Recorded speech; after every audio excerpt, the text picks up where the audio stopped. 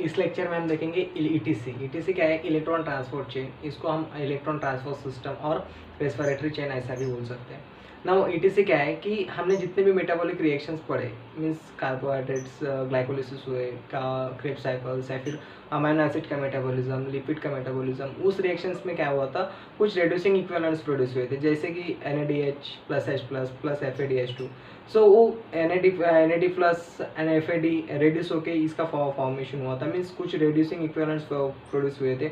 और वो जो NADH प्लस H प्लस है और FADH2 है, वो अब क्या करेंगे, उसका वो जो हाई वो एनर्जी रिच कंपाउंड थे जो कि ATP सिंथेसिस करने वाले थे, और वो NADH NH प्लस और वो जो रेड्यूसिंग इक्विवेलेंट्स है वो इलेक्ट्रॉन ट्रांसपोर्ट चेन थ्रू जाएंगे और वहाँ पे प्रोडक्शन होगा ATP का। नाउ ये जब इलेक्ट्रॉन ये CTC से ट्रांसपोर्ट होंगी तब वो कुछ एनर्जी वो फ्री एनर्जी लूज करेंगे, और वो जो एनर्जी लूज हुए वाली एनर्जी जो है वो ATP सिंथेसिस के वास्ते यूज होंगे वहाँ पे। नाउ ये जो इन्फॉर्मेशन थी, कुछ जनरल इन्फॉर्मेशन थी कि ये जो रेड्यूसिंग इक्विवेलेंट्स प्रोड्यूस हुए थे वो अब उसका क्या होगा, मीन्स वो इलेक्ट्रॉन ट्रांसपोर्ट चेन के थ्रू जाएंगे और वहाँ पे ATP का सिंथेसिस होगा। नाउ ये जो इलेक्ट्रॉन ट्रांसपोर्ट चेन है ये इनर मेम्ब्रेन ऑफ माइटोकॉन्ड्रिया वहाँ पे ऑफर होती है। नाउ अब पहले इनर मेम्ब्रेन देखने के वास्ते हमें माइटोकॉन्ड्रिया का और भी स्ट्रक्चर, मीन्स माइटोकॉन्ड्रिया का स्ट्रक्चर हमें पता होना जरूरी है। नाउ अब हम क्या करते हैं कि माइटोकॉन्ड्रिया को पावर ऑफ सेल ऐसा कंसिडर करते हैं। वो क्योंकि mitochondria is the centre of metabolic reaction, means metabolic oxidative reaction.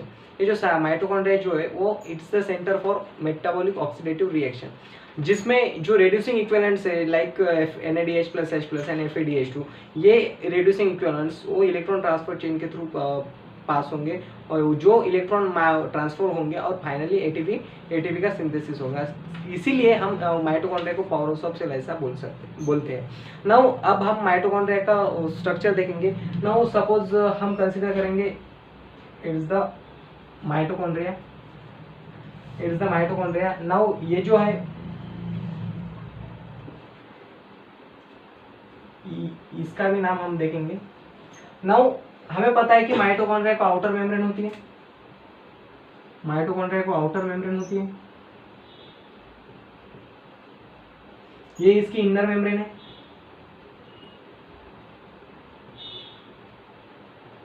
ये जो स्पेसेस है, मीन्स ये एम्प्टी स्पेस जो है इसको हम इनर मेम्ब्रेन स्पेस बोलते हैं। It is called as the inner membrane space. और ये जो है means outer membrane, inner membrane space. Then ये जो inner membrane space highly folded है, मीन्स ये माइटोकॉन्ड्रिया के 5 डिस्टिंक्ट पार्ट है। और पहला है outer membrane, then inner membrane, ये जो है इनर मेम्ब्रेन है, और इस इनर मेम्ब्रेन के बीच में जो स्पेस प्रेजेंट है उसको हम इनर मेम्ब्रेन स्पेस बोलते हैं। और ये जो इनर मेम्ब्रेन है ये हाईली फोल्डेड है, और हाईली फोल्डेड होके ये एक स्ट्रक्चर फॉर्म करते हैं, उस स्ट्रक्चर को हम बोलते हैं क्रिस्टे। एंड ये जो क्रिस्टे है ये इनर मेम्ब्रेन स्पेस का, मीन्स इनर मेम्ब्रेन का ये जो क्रिस्टे है ये इस इनर मेम्ब्रेन का जो एरिया है, जो सरफेस एरिया है वो इंक्रीज करने का काम करते हैं ये क्रिस्टे, क्योंकि वो इनर मेम्ब्रेन हाईली फोल्डेड होती है। नाउ और ये जो पार्ट है, ये पार्ट इसको हम माइटोकॉन्ड्रियल मैट्रिक्स ऐसा बोलते हैं। और ये जो मैट्रिक्स है, माइटोकॉन्ड्रियल मैट्रिक्स, ये कुछ एंजाइम्स वहाँ प्रेजेंट होंगे जो कि fatty acid oxidation, amino acid oxidation, then TCA cycle के वास्ते जो एंजाइम लगेंगे ये एंजाइम इस मैट्रिक्स में प्रेजेंट होंगे। Means it's the overall structure of the mitochondria. और ये हमारी जो ATC है, मीन्स हमारी जो इलेक्ट्रॉन ट्रांसपोर्ट चेन है, ये इनर मेम्ब्रेन ऑफ माइटोकॉन्ड्रिया पे ऑकर होती है। नाउ हम अब ये कैसे क्या होते हैं ये देखेंगे। मीन्स ETC का मैकेनिज्म देखेंगे। मैकेनिज्म मीन्स इसके ब्रीफ इंफॉर्मेशन देखेंगे कि एक्चुअली कौन से कंपोनेंट इसमें पार्टिसिपेट होते हैं, देन इसमें इलेक्ट्रॉन का ट्रांसपोर्ट कैसे होता है, इसमें एनर्जी कैसे जनरेट होती है, मीन्स ATP कैसे जनरेट होती है, देन इसमें एट दी एंड वाटर कैसे जनरेट होता है, ये सब बातें हम इसमें देखेंगे। नाउ अब हमें पहले क्या देखना है कि इलेक्ट्रॉन ट्रांसपोर्ट चेन कहाँ पे ऑकर होती है। नाउ इसमें लगने वाले जो कंपोनेंट होते हैं वो देखेंगे। और एक बात हमें पता होनी चाहिए कि जो हमारे बॉडी को ऑक्सीजन प्रोवाइड किया जाता है और वो हमारी बॉडी जो ऑक्सीजन लेती है, तो मेजर अमाउंट ऑफ ऑक्सीजन जो है वो माइटोकॉन्ड्रिया में यूज होता है। माइटोकॉन्ड्रिया में यूज होता है, क्योंकि वहाँ पे एनर्जी का सिंथेसिस होता है, इसलिए वहाँ पे एनर्जी मीन्स मॉलिक्यूलर ऑक्सीजन और the oxygen which we take from the atmosphere that get utilised by the mitochondria. Now अब हमने इस माइटोकॉन्ड्रिया के स्ट्रक्चर के बारे में डिस्कस किया। अब नाउ हम देखेंगे कि एक्चुअल इलेक्ट्रॉन ट्रांसपोर्ट चेन कैसे होती है। इलेक्ट्रॉन ट्रांसपोर्ट चेन स्टार्ट करने से पहले हमें इसके कुछ कंपोनेंट्स देखने होंगे। मीन्स इसमें 5 कॉम्प्लेक्सेस रहते हैं। फर्स्ट कॉम्प्लेक्स वहाँ पे रहता है, मीन्स यहाँ पे 5 कॉम्प्लेक्सेस रहते हैं, 1 which are indicated by the Roman letters 1 2 3 4 and 5। ये 5 कॉम्प्लेक्सेस है यहाँ पे, और जिसमें कि 1 2 3 एंड 4 ये जो 4 कॉम्प्लेक्सेस है, ये जो फर्स्ट 4 कॉम्प्लेक्सेस है वो इलेक्ट्रॉन ट्रांसपोर्ट मीन्स इलेक्ट्रॉन को ट्रांसपोर्ट करने का काम करेंगे। और ये जो 5th कॉम्प्लेक्स है, ये 5th कॉम्प्लेक्स एटीपी सिंथेसिस का काम करेंगे। ये जो 5th कॉम्प्लेक्स है यहाँ पे वो एटीपी सिंथेसिस का काम करेगा। और along with these complexes there are certain complexes are there which means mobile electron carriers are there. Along with these complexes there are certain mobile electron carriers are there which transfers the electron and helps the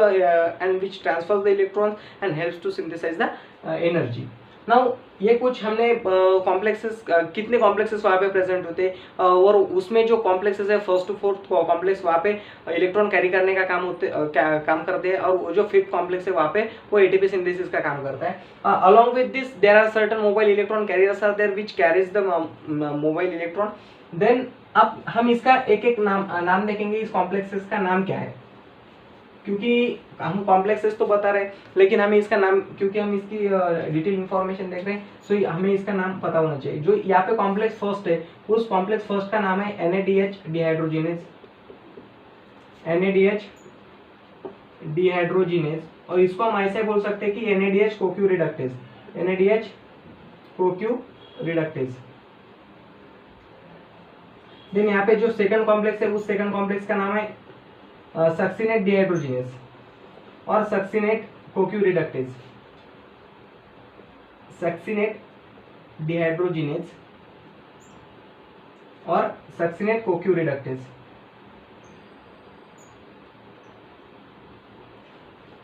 यहाँ पे third complex है coenzyme Q cytochrome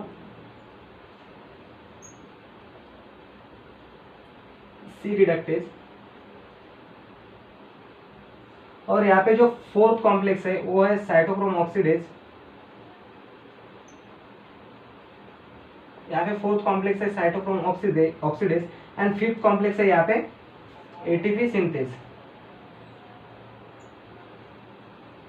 ये जो 5 different complexes है जो कि electron transport chain में help participate करते हैं, और ये जो 5 कॉम्प्लेक्सेस है वो सीक्वेंसली अरेंज होते हैं इलेक्ट्रॉन ट्रांसपोर्ट सिस्टम में, जो कि इनर माइटोकॉन्ड्रियल मेम्ब्रेन पे वो कैरी आउट होती है। नाउ अब हम कॉम्प्लेक्सेस के बारे में देखेंगे, फर्स्ट टू 4th कॉम्प्लेक्स, और जो 5th कॉम्प्लेक्स है मींस एक्चुअली एटीपी कैसे सिंथेसिस होता है वो आगे के लेक्चर में देखेंगे ऑक्सीडेटिव फॉस्फोरिलेशन में। नाउ हमने एक बात हम बताना भूल गए कि हमने जब बताया कि जो माइटोकॉन्ड्रियल मेम्ब्रेन होती है, इनर माइटोकॉन्ड्रियल मेम्ब्रेन, वो हाईली फोल्डेड होती है और उसके पास कुछ फास्फोराइलेटिंग यूनिट होते हैं जो कि लॉलीपॉप लाइक स्ट्रक्चर उसका होता है। वो एटीपी सिंथेसिस करने के वास्ते वो फास्फोराइलेटिंग यूनिट्स वो हमें हेल्प करते हैं। नो हमने बताया कि पहला कॉम्प्लेक्स है यहाँ पे NADH कोक्यू रिडक्टेज। ये पहले कॉम्प्लेक्सेस के साथ क्या होता है, इसके पास इलेक्ट्रॉन कैसे आते हैं, इसके पास से इलेक्ट्रॉन कैसे ट्रांसपोर्ट होते हैं, ये भी हम देखेंगे। नाउ अब कंसीडर करो कि हमने बताया कि जो रेड्यूसिंग इक्विवेलेंट थे मींस NAD से NAD प्लस से NADH plus H plus produce हो रहे थे और FAD से FADH2 प्रोड्यूस हो रहे थे। नाउ यही कॉम्प्लेक्सेस वो NAD प्लस को means NADH plus H plus जो हमें प्रोटॉन्स और इलेक्ट्रॉन्स प्रोवाइड करेंगे, ये हम अब देखेंगे। नाउ अब हमें ये बात पता होनी चाहिए कि जो रेड्यूसिंग इक्विवेलेंट प्रोड्यूस हुए थे कि जैसे कोएंजाइम थे कि कोएंजाइम NAD प्लस इसको कन्वर्ट किया था NADH प्लस H प्लस में, जिसको जो एंजाइम वहाँ पे लगा था वो था NADH dehydrogenase. Means NADH dehydrogenase that will acts over the NAD plus और इसका conversion NADH plus H plus पे होगा।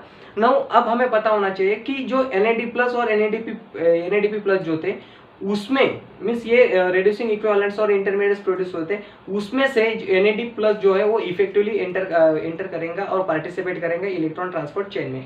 ना अब यहाँ पे क्या होगा कि वो जो NAD प्लस है, तो NAD प्लस वो डिहाइड्रोजनेस एंजाइम की हेल्प से वो सबस्ट्रेट से 2 हाइड्रोजन आयन एक्सेप्ट करेगा। Means NAD plus here NAD plus it will accept the 2 hydrogen from the substrate, means ये सबस्ट्रेट के पास से 2 हाइड्रोजन एक्सेप्ट करेगा with the help of enzyme NADH dehydrogenase and इसका कन्वर्शन होगा NADH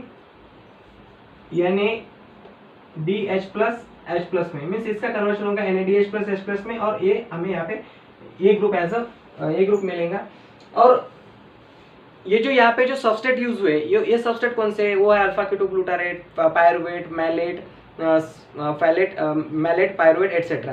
means ये जो सबस्ट्रेट है इस सबस्ट्रेट के पास से ये जो NAD प्लस है वो 2 हाइड्रोजन आयन एक्सेप्ट करेगा और इसका कन्वर्शन होगा NADH प्लस H प्लस में। मीन्स यहाँ पे NADH प्लस H प्लस यहाँ पे प्रोड्यूस हो गया और ये जो NADH प्लस H प्लस है ये 2 इलेक्ट्रॉन और प्रोटॉन हमें यहाँ पे प्रोवाइड करेगा, 2 इलेक्ट्रॉन प्लस प्रोटॉन,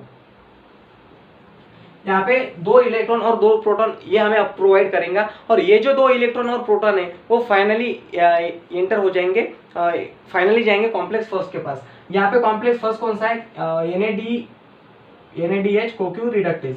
ये जो फर्स्ट कॉम्प्लेक्स है यहाँ पे 2 इलेक्ट्रॉन और 2 इलेक्ट्रॉन प्लस प्रोटॉन ये हमें NADH plus H plus provide करेगा। और ये जो NADH कोक्यू रिडक्टेज है एक फ्लावोप्रोटीन है जो कि FMN डिपेंडेंट है, एक FMN डिपेंडेंट है। और ये जो 2 इलेक्ट्रॉन यहाँ पे प्रोड्यूस हुए ये 2 इलेक्ट्रॉन FMN के पास 2 इलेक्ट्रॉन से प्रोटॉन यहाँ पे जो प्रोवाइड किए गए हैं वो इस FMN के पास जाएंगे और FMN का कन्वर्शन होगा FMNH2 में, इस FMN का कन्वर्शन होगा FMNH2 में। मीन्स यहाँ पे FMNH2 प्रोड्यूस हुआ, ये हमें ख्याल में रखना है। देन वहां पे जो सेकंड कॉम्प्लेक्स आएगा, सेकंड कॉम्प्लेक्स अब रिएक्शन में एंटर करेगा। सेकंड कॉम्प्लेक्स का नाम था सक्सिनेट डिहाइड्रोजनेस।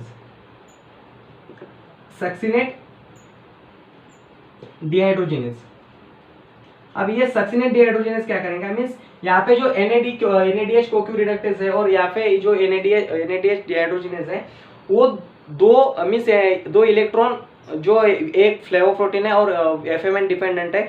और ये जो FMN है मीन्स FMN क्या है, वहाँ पे एक प्रोस्थेटिक ग्रुप है, वो जो FMN है वो 2 इलेक्ट्रॉन एंड प्रोटॉन वो एक्सेप्ट करेगा और इसका कन्वर्शन मीन्स FMN का कन्वर्शन FMNH2 में होगा।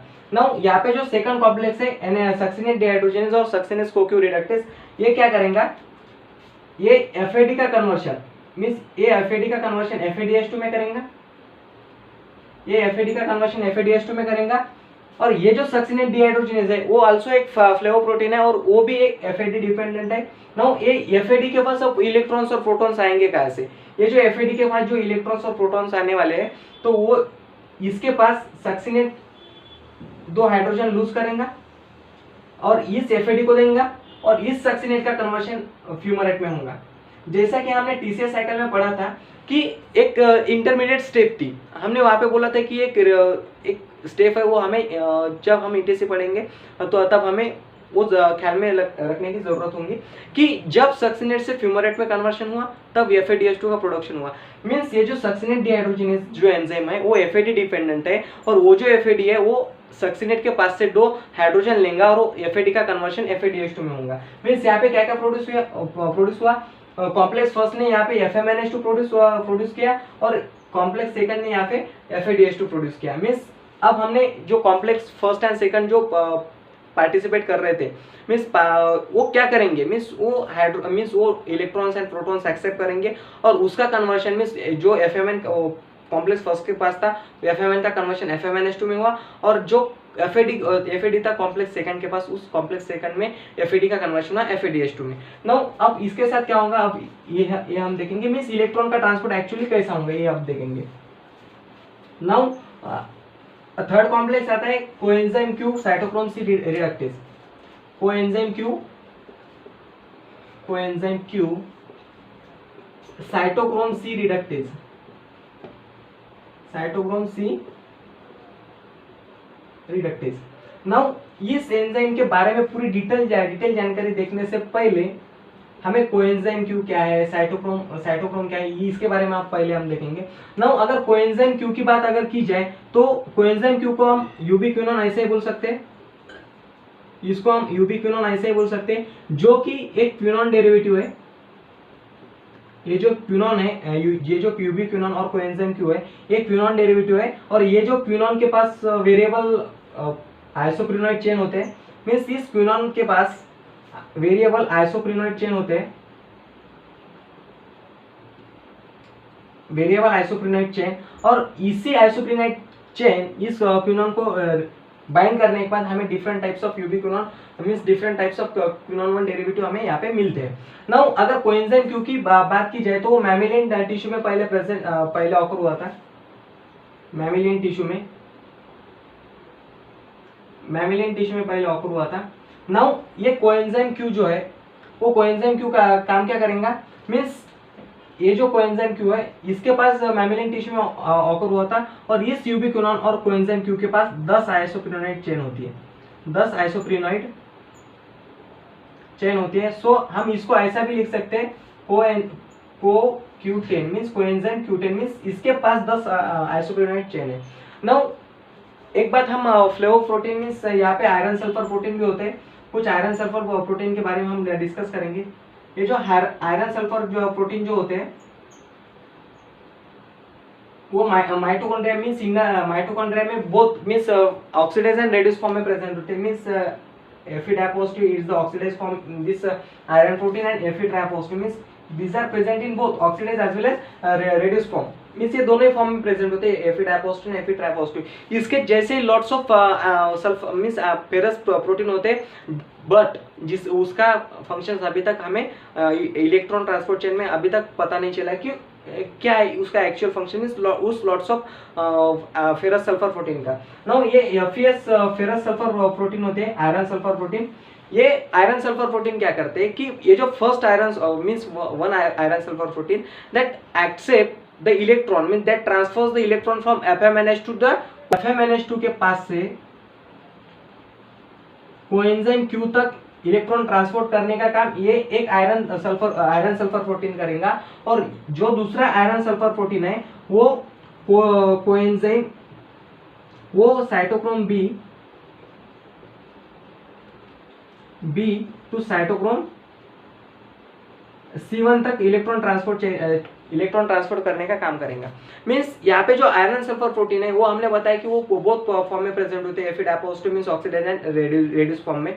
उसमें का जो पहला आयरन प्रोटीन है वो इलेक्ट्रॉन ट्रांसपोर्ट करेगा FMNH2 से अपने कोएंजाइम Q तक, और जो सेकंड आयरन प्रोटीन है वो इलेक्ट्रॉन ट्रांसपोर्ट करेगा कोएंजाइम बी से कोएंजाइम साइटोक्रोम बी से साइटोक्रोम सी तक। मींस ये आयरन सल्फर प्रोटीन के बारे में हो गया। नाउ इस कोएंजाइम क्यू के बारे में हम बात कर रहे थे कि कोएंजाइम क्यू क्या है, इट्स द यूबिक्विनोन और quinone one derivative with a variable isoprenoid chain. But इस यूबिक्विनोन के पास 10 आइसोप्रिनोइड चेन होती है, सो हम इसको CoQ10 ऐसा भी रिप्रेजेंट कर सकते हैं। नाउ इस कोएंजाइम क्यू का काम क्या होगा, ये कोएंजाइम क्यू इस कोएंजाइम क्यू का काम होगा कि इलेक्ट्रॉन ट्रांसपोर्ट करने का, मींस ये इलेक्ट्रॉन ट्रांसपोर्ट करेगा। और ये जो कोएंजाइम क्यू है, ये कोएंजाइम क्यू अगर माइकोबैक्टीरिया में अगर देखा जाए तो ये कोएंजाइम क्यू माइकोबैक्टीरिया में एब्सेंट होता है। सो विटामिन के जो है ये सिमिलरली इस कोएंजाइम क्यू का फंक्शन यहाँ पे कैरी आउट करता है। और जो इसके जो विटामिन प्रिकर्सर जो है, विटामिन प्रिकर्सर वो एनिमल में प्रेजेंट नहीं होते, सो ये हमारे बॉडी में ही सिंथेसाइज होता है। ये कुछ जानकारी हमने कोएंजाइम क्यू के बारे में देखी। नाउ अब हमें देखना है कि मीन्स हम क्या देख रहे हैं, थर्ड कॉम्प्लेक्स कौन सा है, साइटोम सी कोक्यू रिडक्टेज। मीन्स हमने कोएंजाइम क्यू के बारे में भी देखा कि कोएंजाइम क्यू क्या है, कोएंजाइम क्यू क्या है, हमें हेल्प करता है कि इलेक्ट्रॉन ट्रांसपोर्ट करने के वास्ते। नाउ देन इलेक्ट्रॉन यहाँ पे आ गए, FMNH2 से कोएंजाइम क्यू तक इलेक्ट्रॉन आ गए। नाउ अब ये इलेक्ट्रॉन आगे के कॉम्प्लेक्स तक जाएंगे, बट हमें साइटोक्रोम सी के साइटो के बारे में देखना है कि साइटोक्रोम क्या है। अगर कोएंजाइम क्यू और साइटोक्रोम के बारे में अगर पूरी जानकारी अगर हमें एक बार आ गई तो हम पूरी electron transport chain with in a very short time हम इसको लर्न कर सकते हैं। नाउ अब हमें देखना है कि साइटोक्रोम क्या होते हैं। नाउ अगर साइटोक्रोम के बारे में अगर बात की जाए तो ये जो साइटोक्रोम थे ये firstly discovered in mammalian tissue, ये पहले मैमेलियन टिश्यू में डिस्कवर्ड हुए।